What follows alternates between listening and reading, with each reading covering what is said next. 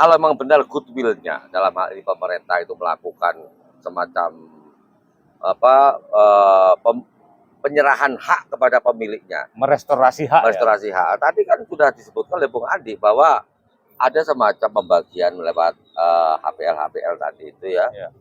lewat tanah milik negara. Nah sekarang kalau memang ini benar ada pemiliknya objek-objek tertentu, Ya. pemerintah seharusnya kan punya bijak, gitu loh, bijak.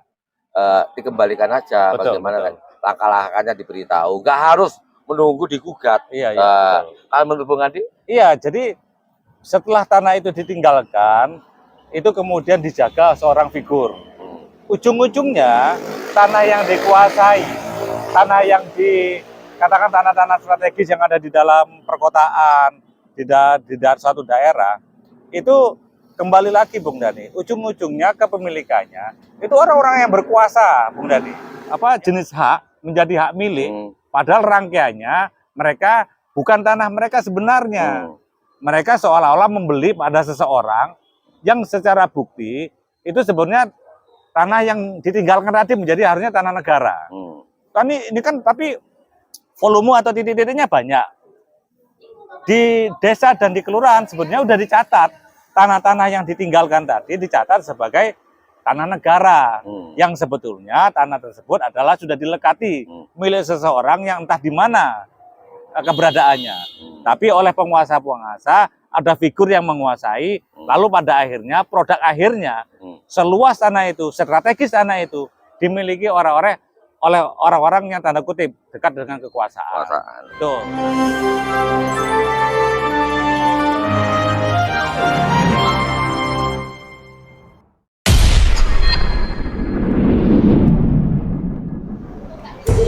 Assalamualaikum warahmatullahi wabarakatuh. Waalaikumsalam warahmatullahi wabarakatuh.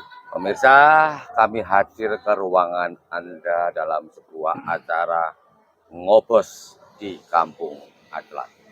Ngobos ini mempunyai akronim ngopi bareng obrolan santai. Dan Sambil ngopi. Sedangkan Aclak yaitu Aliansi Cendekiawan Lari Kampung.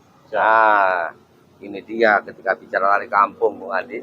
Kita sepertinya mendapatkan sebuah energi yang sangat positif sehingga mampu melahirkan ide-ide brilian, gagasan-gagasan luar biasa. Ya, sebenarnya literasi ngobos atau ngobrol sambil ngopi itu kan sebenarnya budaya di Banyuwangi cukup menjadi sudah budaya yang hampir bisa dibilang kebiasaan. Peninggalan sejarah. Kebiasaan yang membudaya. Ya, jadi ngopi sendiri kan memiliki sebuah pesan-pesan filosofi. Ya. Karena ngopi ngolah pikir. Artinya orang ngopi pasti berpikirnya itu akan semakin penyar. Asalkan yang positif ya. Asalkan positif. Oke, kita ngopi dulu Bung Andi. Ngopi dulu.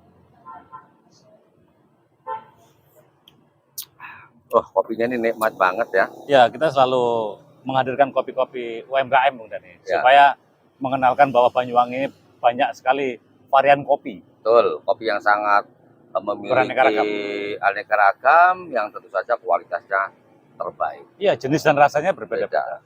Nah, ini kebetulan kita kan lagi ngopi di bawah pohon tepat di stadion ya, depan stadion di Ponorogo Banyuwangi.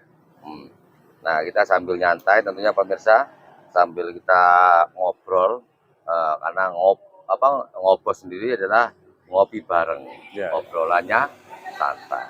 Apa topiknya Bung Dhani? Oke, topiknya gini Bung Andi. Siap.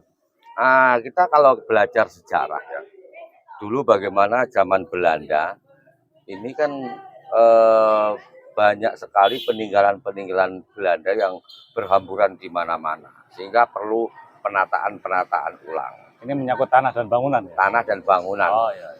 Ada semacam land reform ya, jadi penataan ulang ya. Land itu tanah, reform itu penataan ulang.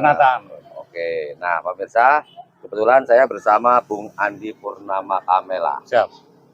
Ini merupakan pengamat kebijakan publik. Ya. Siap. Bung Andi, kalau kita cermati ya, ini kan banyak peninggalan-peninggalan sejarah, terutama pasca Belanda hengkang dari bumi pertiwi. Betul, kemerdekaan. pasca kemerdekaan tahun 1945. Siap. Namun itu belum cukup, Bung Andi. Ya. Ada peristiwa besar, yaitu Ya. pada tahun 1965 yang betul. dikenal adalah Gestapo. Ya. Sehingga banyak tanah-tanah yang peninggalan Belanda ini berhamburan di mana-mana, bahkan ada Tanah milik adat. perseorangan Ya, tanah atau adat. tanah adat itu juga dikuasai sedemikian rupa. Betul. Nah, kira-kira menurut Bung Andi, berkenaan dengan land reform misalnya, land reform ini kan pasti kan harus tata lagi kan masalah ini kan, Betul. terutama sesuai dengan hak-hak kepemilikannya. Betul. Menurut pandangan Bung Andi seperti apa itu? Ya, peristiwa sejarah yang besar di tahun 45 dan peristiwa sejarah di tahun 1965 itu tidak lepas dari aspek tentang pertanahan. Munculnya masalah pertanahan karena konseptual pada waktu era Soekarno, Orde Lama, itu bagaimana fungsi tanah akan digunakan sebagai ruang keekonomian, ruang memberikan kesejahteraan kepada masyarakatnya. Makanya era Orde Lama itu mencanangkan yang namanya land reform atau penataan ulang, penataan kembali tentang pertanahan yang ada di Indonesia. Karena apa? Tanah bisa dijadikan sebagai status sosial dan status ekonomi di kalangan masyarakat, Bung Denny, yang memberikan dampak. Dengan tanah mereka dapat memiliki media. Media apa? Media bercocok tanam, karena kita negara agraris. Konsep-konsep itu yang melatar belakangi. Dengan tanah masyarakat dapat menghasilkan atau berproduktivitas sebagai hasil dari pertanian, Bung Denny. Makanya dari itu, dengan pertanian akan mendapatkan hasil. Dengan hasil, masyarakat akan mempunyai ruang-ruang ekonomi. Itu yang dijadikan landasan pada waktu era Orde Lama. Bung Karno, tapi era Bung Karno ya. Era Bung Karno dan era kemerdekaan sampai era terjadi masa zaman sejarah yang melatar belakangi ya, Bung Denny. Tapi sekarang land reform juga masih digunakan. Konsep-konsep penataan kembali tanah itu juga digunakan semasa pemerintahan Pak Jokowi sekarang ini, Bung Denny. Penataan ulang bahwa tanah-tanah itu dibagikan kepada masyarakat supaya masyarakat dapat berpenghasilan. Tapi yang dibagikan sekarang adalah tanah-tanah yang menjadikan hak HGU. Tanah-tanah yang menjadikan yang dijadikan untuk dibagikan adalah tanah negara. Bisa HGU, bisa tanah negara yang masih belum dilekati. Itu dipetakan dan dibagi-bagi pada masyarakat sekitar. Sebagai hak milik pribadi akhirnya ya? Tidak, tapi status jenisnya tidak dimiliki, Bung Denny. Mungkin di situ dibagikan sebagai tanah sebagai fungsi hak pengelolaan atau hak bangunan HGU atau bisa hak pakai.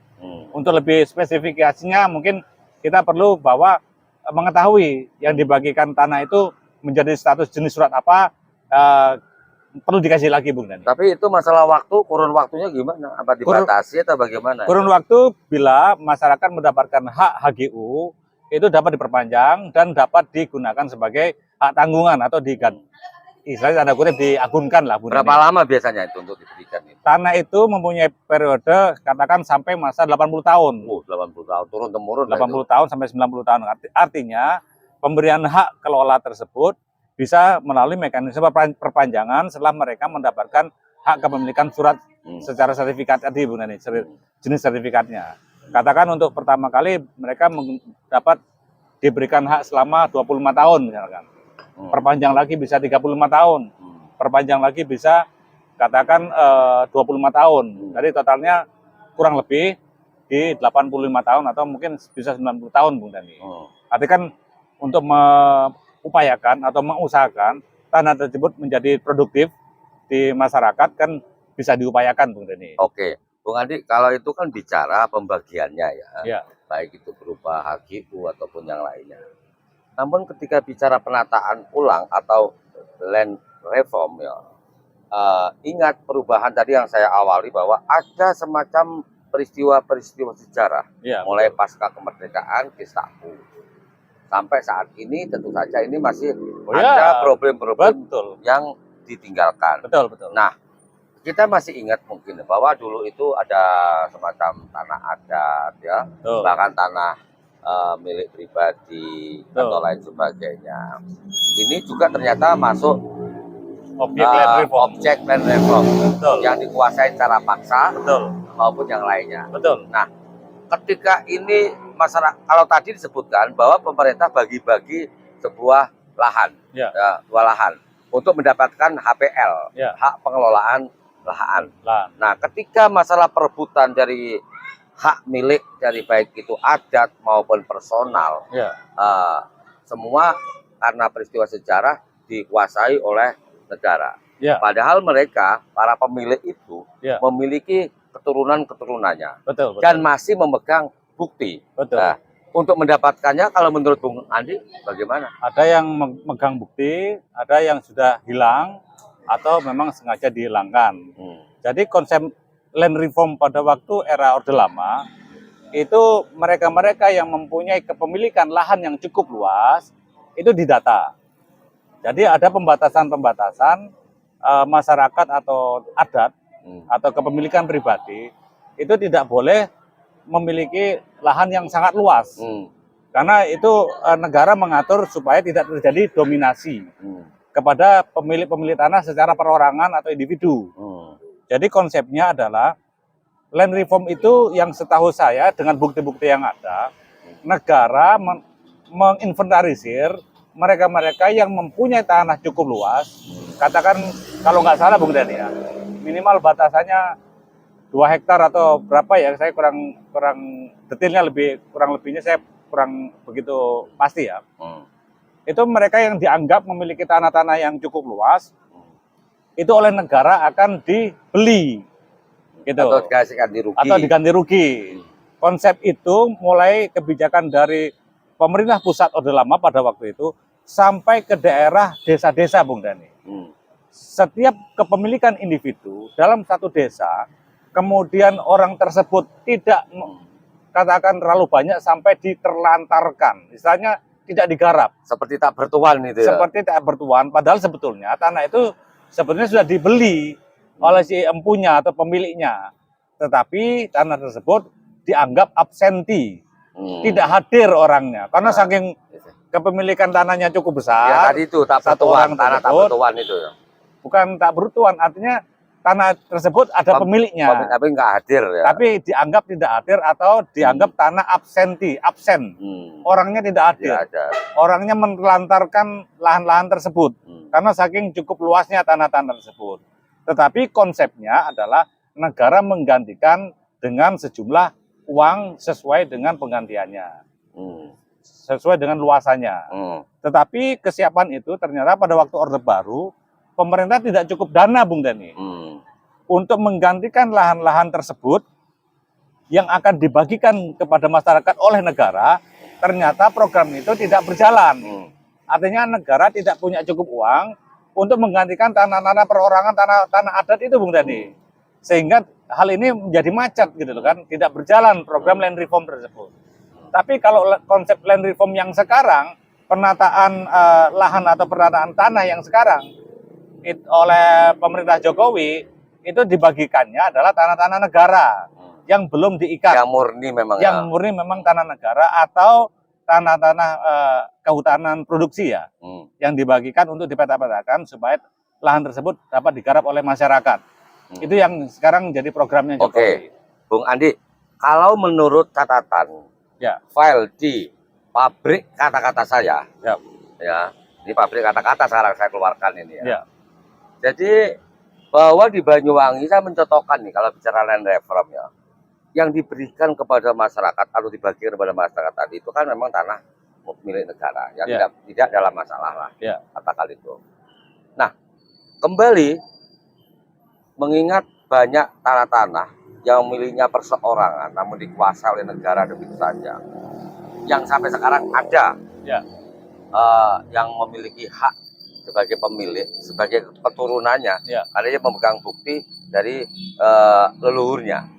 Ini saya ambilkan contoh dalam tanda kutip ya, saya dengar seperti tanah-tanah dulu, seperti mulai dari Pasar Sobo, Pasar Sobo hingga Hotel Santika itu awalnya itu juga adalah milik personal. Ya. Kemudian karena kekuasaan mampu memainkan sebuah peranan dengan menciptakan pemeran-pemeran figuran hingga numpang ada sebuah pemilik baru. Betul. Walaupun pemilik sebelumnya masih memegang dokumen, bukti-bukti ya. Bukti-bukti. Begitupun dengan sepanjang ini depan Pemda ini dari TMP utaranya, Ya.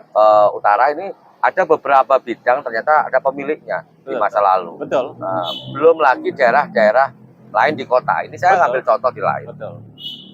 Nah, kira-kira Bung Adi, saya yakin juga bahwa mereka ini sampai saat ini sebagiannya masih belum punya keberanian untuk mengajukan pengajuan pensertifikatan karena ternyata muncul di situ adalah calon atau bukan calon, memang ahli-ahli waris. Ya. Nah, apakah ini bisa dalam land reform pemerintah mengambil kebijakan? Kalau tadi satu sisi adalah membagikan kepada warga-warga dalam tanda kutip memang area atau lahan itu tidak bermasalah atau tidak dalam sengketa melalui HPL yaitu hak pengelolaan lahan. Apakah juga bisa sekarang ini pemerintah melakukan serupa tanah-tanah milik personal tadi yang dikuasai oleh negara dengan berbagai cara di masa lalu itu yang kemudian sekarang di HI atau dimiliki dikuasai oleh pihak lain, kemudian untuk ditata ulang bahwa ini ada pemiliknya ini. Jika para ahli waris ini mengajukan proses supaya ini segera dikembalikan kepada pemilik awalnya, gimana menurut Bung Andi? Sebetulnya upaya itu sangat mungkin, Bung Dane ya.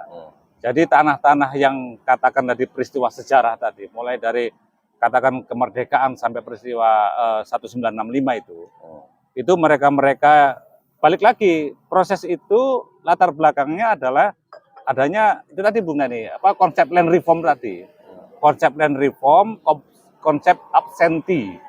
Jadi tanah-tanah land reform dianggap sebagai tanah-tanah absenti. Nah, konsep absenti ini dengan situasi politik 1965 itu menjadi bias Bung Dani. Jadi orang-orang yang mempunyai lahan banyak itu dianggap sebagai objek yang terkena absenti. Nah, objek yang terkena absenti itu dikaitkan dengan masalah politik waktu itu. Sehingga orang-orang yang dianggap tadi memiliki lahan-lahan besar atau saudagar-saudagar zaman dulu atau terkait orang-orang pengusaha zaman dahulu yang adat yang pribadi, tanah-tanah adat. Itu ditakut-takuti oleh program-program tadi Bung Dani. Apalagi pada waktu itu faktor sejarah penguatan unsur-unsur kekuasaan. Begitu mereka yang tidak mau menyerahkan dianggap absenti, dianggap melawan negara. Padahal mekanismenya tidak demikian. Mereka yang terkena objek land reform dan terkena objek absenti itu adalah digantikan oleh negara. Tetapi pergeseran-pergeseran di sampai daerah dan desa-desa kelurahan, mereka ditakuti bahwa tanah tersebut dikaitkan dengan salah satu partai terlarang saat itu. Sehingga orang-orang ini kan takut Bung Dani. Nah, orang-orang ini takut, saudagar-saudagar ini takut, orang yang memulai pemilikan tanah yang cukup luas tadi takut. Atau bahkan orang bukan hanya lahan yang cukup luas, orang yang dianggap berafiliasi dengan partai terlarang tadi juga dianggap absenti. Itu juga takut semua. Artinya mereka melarikan diri meninggalkan tempat-tempat atau lahan-lahan yang mereka miliki. Itu bisa lahan tanah, juga bisa lahan dan bangunannya. Nah, kemudian lahan-lahan yang kosong dan ditinggalkan pada waktu itu terjadi ketakutan luar biasa. Mereka yang dituduhkan dengan partai-partai terlarang, akhirnya tanah-tanah dan bangunan ini diduduki oleh orang-orang yang menjadi figur daripada pemerintah. Bisa perangkat desa, bisa unsur dari penguasa, bisa unsur dari pengamanan. Itu semua mereka jadikan figur untuk menempati daerah-daerah kekuasaan itu. Figuran ya. Untuk pemeran figuran bahwa tanah tersebut dikuasai seolah-olah. Nah, sebetulnya tanah itu sudah tercatat semua. Tanah yang ada di daerah kota tidak ada namanya tanah negara lepas, Bung Dani. Semua udah dilekati milik masyarakat. Buktinya apa? Buktinya letter A, B, C itu sudah terbentuk. Sudah ibaratnya sudah terdata semua. Tanah yang menjadi hak tanah adat, tanah yang menjadi hak tanah peninggalan tanah barat, semuanya sudah tercatat. Artinya risalah urutan pemiliknya di situ muncul berarti. Muncul sebetulnya. Kalau pemerintah ini punya goodwill, pemerintah ini punya niatan baik, mencari tanah-tanah tersebut siapa ahli warisnya, sebetulnya ketemu semuanya itu. Tetapi kan pemerintah menanggapi hal sedemikian ini kan ibaratnya menunggu gugatan aja. Tapi begini Bung Andi, kalau bicara gugatan itu kan satu pasti harus pembuktian cukup panjang. Betul, betul. Ketika Bung Andi bicara pemerintah itu kan ada yang menggerakkan dan menjalankan, yaitu penguasa beserta jajarannya. Betul. Yang menjadi problem kan begini Bung Andi, ketika penguasa beserta kroni-kroninya punya ambisi lain. Betul. Tadi disebutkan mengambil keuntungan. Bung Andi tadi menyebutkan bahwa ada pemeran-pemeran figuran yang seolah-olah adalah pemilik dalam objek tanah tersebut, seolah-olah. Betul. Seolah-olah. Nah, kita bisa melihat bahwa sebenarnya di Banyuwangi Kota saja ini banyak objek-objek tanah yang dilekati tanah milik negara, tanah aset daerah, yang sebenarnya ada pemilik lain. Ya. Kan begitu. Seolah-olah. Seolah-olah itu tanah negara. Aset negara, padahal ada pemilik lain. Nah, saya pernah dan sering mendengar pengaduan dari mereka. Mereka itu punya, walaupun nggak banyak bukti-bukti, tapi ada. Ya, clue pembuktiannya. Ya, clue pembuktiannya ada. Namun kerap kali ternyata di masa lalu itu sudah ada rekayasa luar biasa. Betul. Sehingga mereka banyak istilahnya, ibarat bola itu ditarik ke mendal. Iya. Ke mendal gitu loh. Sehingga mereka kesulitan. Iya. Yang tadi saya sebutkan, kalau memang benar goodwill-nya dalam hal ini pemerintah itu melakukan semacam penyerahan hak kepada pemiliknya, merestorasi hak. Hak. Tadi kan sudah disebutkan oleh Bung Andi bahwa ada semacam pembagian lewat HPL tadi itu ya. Lewat tanah milik negara. Nah sekarang kalau memang ini benar ada pemiliknya objek tanah tertentu, pemerintah seharusnya kan punya bijak. Itu lebih bijak, dikembalikan aja. Bagaimana langkah-langkahnya diberitahu, nggak harus menunggu digugat. Kalau menurut Bung Andi? Iya, jadi setelah tanah itu ditinggalkan, itu kemudian dijaga seorang figur. Ujung-ujungnya tanah yang dikuasai, tanah yang dikatakan tanah-tanah strategis yang ada di dalam perkotaan, di suatu daerah, itu kembali lagi Bung Dhani, ujung-ujungnya kepemilikannya itu orang-orang yang berkuasa Bung Dhani. Yang pemeran figuran tadi ya. Pemeran figuran ini cuma diletakkan di awal. Ada orang yang menguasai, ujung-ujungnya dialihkan kepada orang-orang tanda kutip afiliasinya pasti penguasa daerah. Pada saatnya diambil alih gitu ya. Ada penguasa secara tanda kutip bisa keamanan pada waktu itu ya. Kalau dulu dikenal apa ibaratnya ABRI ya dulu ya. ABRI. Dulu ada ABRI mungkin. Nah, figur-figur itu biasanya yang pada akhirnya menguasai produk akhir misalnya Bung Dhani. Tanah-tanah sebesar itu atau seluas itu dan banyak titik-titiknya, ujung-ujungnya yang menguasai adalah penguasa pada saat itu. Yang sekarang sudah turun waris ke anak-anaknya. Namun dalam rangkaian kata kutip pemaksaan atau manipulasi tanda kutip ya, manipulasi terhadap bahwa mereka mendapatkan satu jenis hak menjadi hak milik, padahal rangkaiannya mereka bukan tanah mereka sebenarnya. Mereka seolah-olah membeli pada seseorang yang secara bukti itu sebenarnya tanah yang ditinggalkan tadi menjadi harusnya tanah negara. Ini kan tapi volume atau titik-titiknya banyak. Di desa dan di kelurahan sebenarnya sudah dicatat tanah-tanah yang ditinggalkan tadi dicatat sebagai tanah negara yang sebetulnya tanah tersebut adalah sudah dilekati milik seseorang yang entah di mana keberadaannya. Tapi oleh penguasa-penguasa ada figur yang menguasai, lalu pada akhirnya produk akhirnya seluas tanah itu, strategis tanah itu dimiliki oleh orang-orang yang tanda kutip dekat dengan kekuasaan. Betul. Akhirnya kroni-kroni itu. Nah, bisa dibilang begitu. Artinya ini kan sangat ironis, Bung Andi. Ketika orang yang duduk di tampuk kekuasaan melakukan abuse of power atau penyalahgunaan kekuasaan, penyalahgunaan jabatan, penyalahgunaan kewenangan. Betul. Yang justru yang hanya dilakukan untuk memperkaya diri sendiri dan kroni-kroni di lingkarannya. Sementara ini mengorbankan rakyat kecil. Betul. Sampai kapan masyarakat memiliki atau menerima hak-haknya secara patut sesuai dengan bukti yang dimiliki? Ya. Sampai kapan rakyat itu menikmati melewati kemiskinan, kemudian mendapatkan kesejahteraan, Ya. jika penguasa-penguasa itu tidak lagi goodwill-nya muncul. Ya. Gitu. Oke, Bung Andi, sebelum saya akhiri dalam ngobos ini, mungkin ada pandangan lain, Bung Andi. Satu, Ya. ini upaya masyarakat tadi untuk memperoleh haknya. Ya. Kemudian agar juga pemerintah yang berkuasa saat ini memiliki goodwill, sehingga memperhatikan nasib para rakyatnya yang memang berhak untuk itu. Gimana? Ya, ahli warisnya.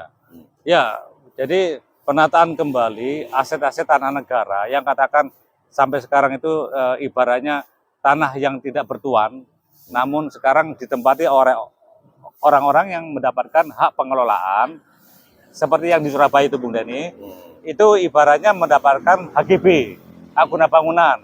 Namun mereka sebenarnya bukan pemilik sah tanahnya, namun hanya memperoleh hak guna bangunan.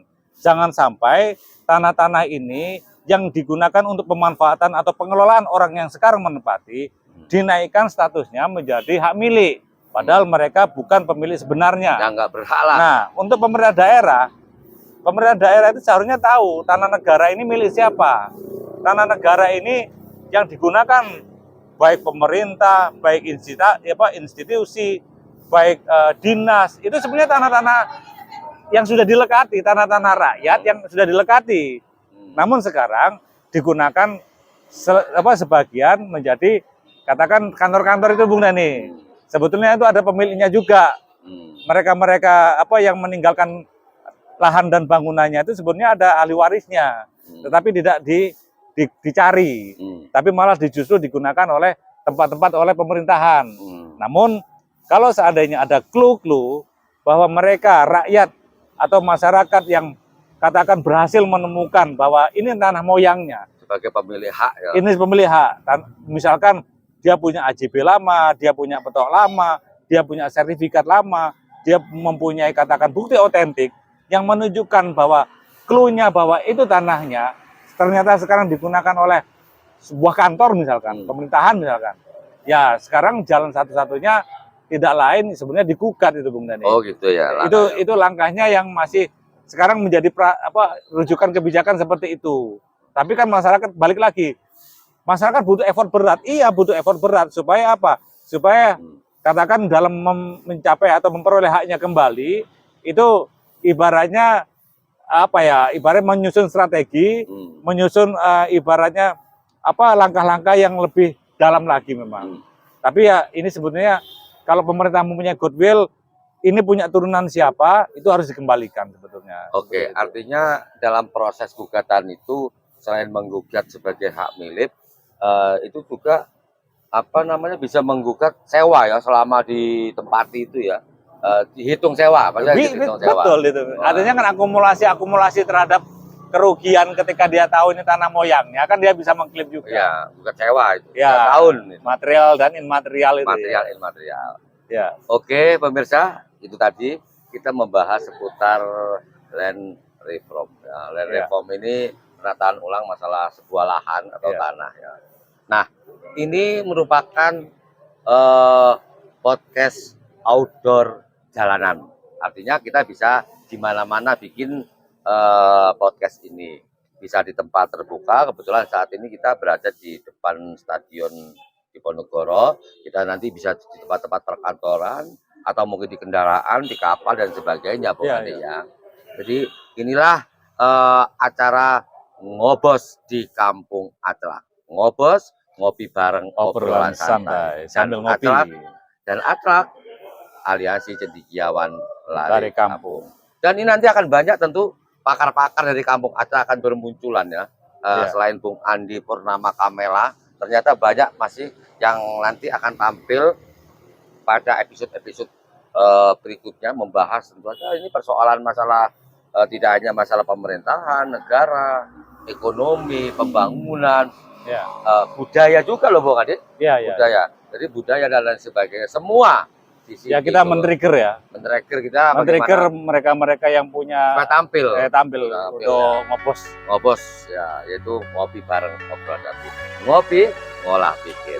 Oke, salam budaya berbasis kearifan lokal. Wassalamualaikum warahmatullahi wabarakatuh. Waalaikumsalam warahmatullahi wabarakatuh. Kita ngopi dulu Bung Dery. Oke.